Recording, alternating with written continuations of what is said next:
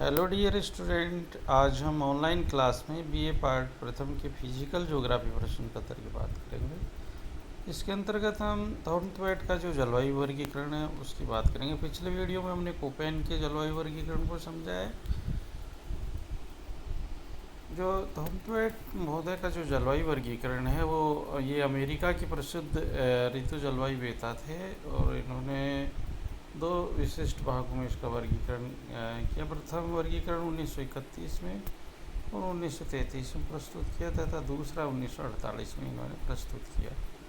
थॉर्नथवेट ने आगे जाकर 1955 में अपने वर्गीकरण को संशोधित किया। दोनों वर्गीकरण प्राय एक जैसे मालूम होते, लेकिन सूक्ष्मता से देखा जाए तो इन दोनों में अंतर है।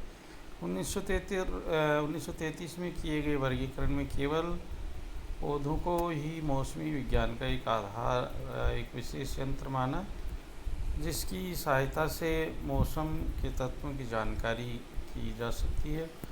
1948 में द्वितीय वर्गीकरण में पौधों को केवल प्राकृतिक साधन के रूप में माना, जो कि धरातलीय जल को वाष्पीकरण की क्रिया द्वारा वायुमंडल में पहुंचाते रहते हैं।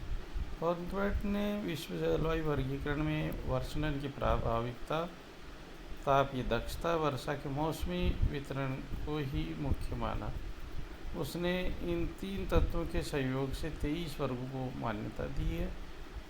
यदि इनका संपूर्णतः विस्तृत विभाजन किया जाए तो 120 वर्ग तैयार होते हैं और यहाँ पर थॉर्नथवेट ने वर्गीकरण के आधारभूत तथ्यों को ही प्रमुखतः समझाया गया है। वर्षणन की प्रभाविता, थॉर्नथवेट ने इस तत्व में अंग्रेजी के दो बड़े अक्षरों का आधार माना, वर्षा के लिए पी तथा वाष्पन के लिए ई का प्रयोग किया। इन दोनों अक्षरों के द्वारा वर्षा की प्रभाविता को सही सही ज्ञात करने के लिए एक सूत्र P/E माना, जिसके द्वारा 12 महीनों की कुल वर्षा प्राप्त हो 12 महीने में कुल वाष्पीकरण के भाग दे दिया जाता है।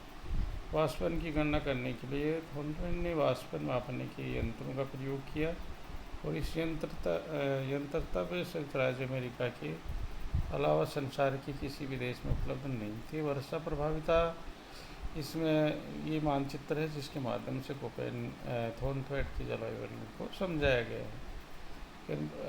संपूर्ण वर्षा का वह भाग जो वनस्पति की उत्पत्ति और विकास में काम आता है। वाष्पन सूत्र P द्वारा इस वर्गीकरण को आर्द्रता की स्थिति के अनुसार 5 वृहद भागों में बांटते। प्रत्येक आर्द्र प्रदेश का वनस्पति के विशिष्ट प्रारूप से संबंध बताया गया। डियर स्टूडेंट, थॉर्नथवेट का जो वर्गीकरण उसमें वर्षणन की जो प्रभाविता के आधार पर विभाजन किया है, उसमें A, B, C, D, E, A इस क्रम में उन्होंने इसका विभाजन किया। आर्द्रता का जो विभाजन है, ए प्रकार की जो जलवायु उसमें अधिकतर है, उसमें जो वनस्पति है वो अधिक वर्षा वाले वन है और जो वर्षा या वाष्पीकरण का जो सूत्र P है वो 320 सेंटीमीटर से अधिक है।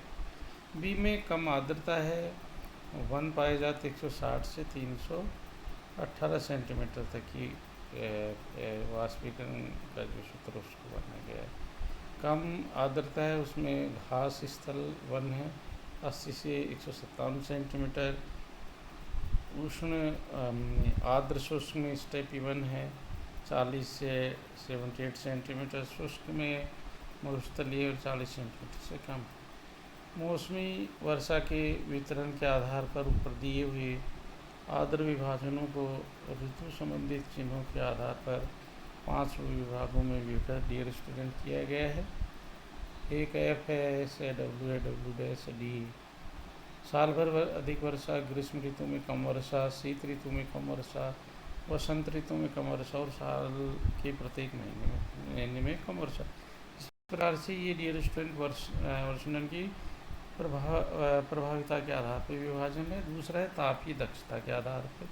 प्रत्येक जलवायु वर्गीकरण में तापीय दक्षता का विशेष महत्व है और तापीय दक्षता ज्ञात करने के लिए औसत मासिक तापमान को मासिक वाष्पीकरण में विभाजित किया जाता है और तापीय दक्षता को T सूत्र द्वारा प्रदर्शित किया जाता है और इस सूत्र को निम्न 2 प्रकारों से निकाला गया है। तापीय दक्षता का सूत्र है इस सूत्र के आधार पर ही थानपेट ने को 5 तापीय प्रदेशों में विभक्त किया, ABCDEF के रूप में: उष्णकटिबंधीय, मध्य तापीय, न्यून तापीय, टेगा, टुंड्रा और हिमाच्छादित।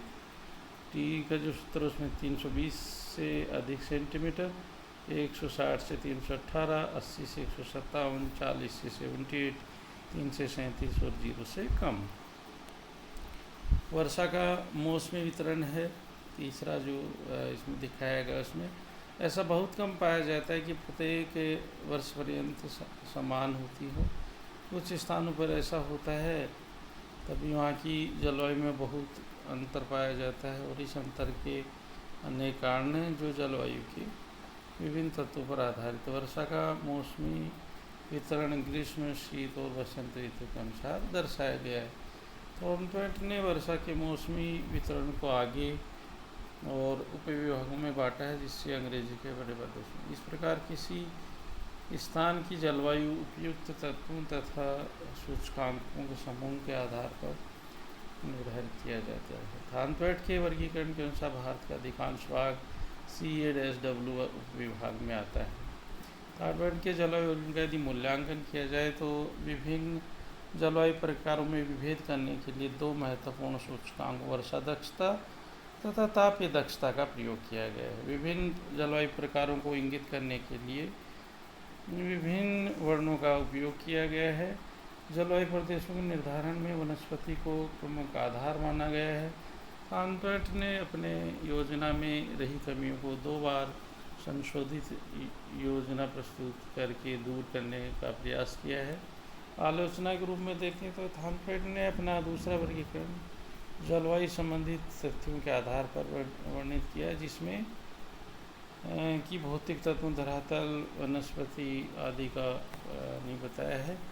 यह वर्गीकरण सैद्धांतिक दृष्टि से तर्कपूर्ण नहीं होने से जलवायुवेताओं PR ने इसे गलत सिद्ध किया है। वाष्प मापन के लिए जिस सूत्र का प्रयोग किया वह प्रत्येक स्थान पर वाष्प के लिए सही नहीं है, अतः वर्गीकरण त्रुटिपूर्ण है। चौथा कि थानपेट ने अपने वर्गीकरण को बहुत विस्तृत और जटिल बना दिया, जिससे विद्यार्थी को ग्राह्यता नहीं हो पाती।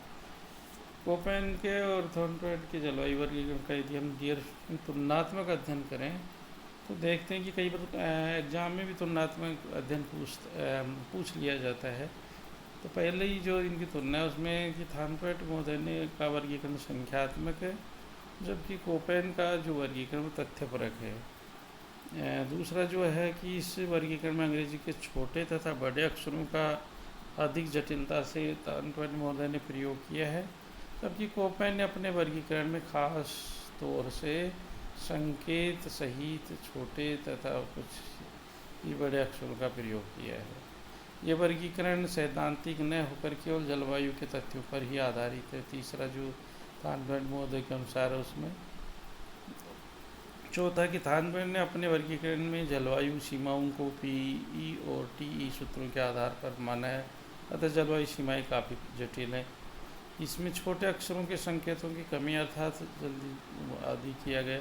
यह एक मान्य वर्गीकरण थानपेट का।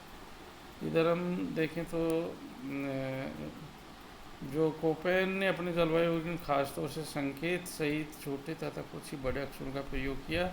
यह वर्गीकरण पूर्ण रूप में सैद्धांतिक आधार पर विकसित किया गया है, और इस वर्गीकरण में जलवायु सीमाएं ताप तथा वर्षा के निश्चित मात्रकों के आधार पर मानी गई है, अतः इस वर्गीकरण की सीमाएं काफ़ी सरल है। इसमें छोटे अक्षरों वाले संकेतों की अधिकता है, अतः याद करने में थोड़ी कठिनाई होती है। ये अधिक मान्य और वर्गीकरण है। तो डियर स्टूडेंट, ये इनकी तुलनात्मक अध्ययन था, तो निश्चित रूप से आपको कोपेन का और ये थानपेट का जलवायु वर्गीकरण समझ में आया होगा। Thank you dear student.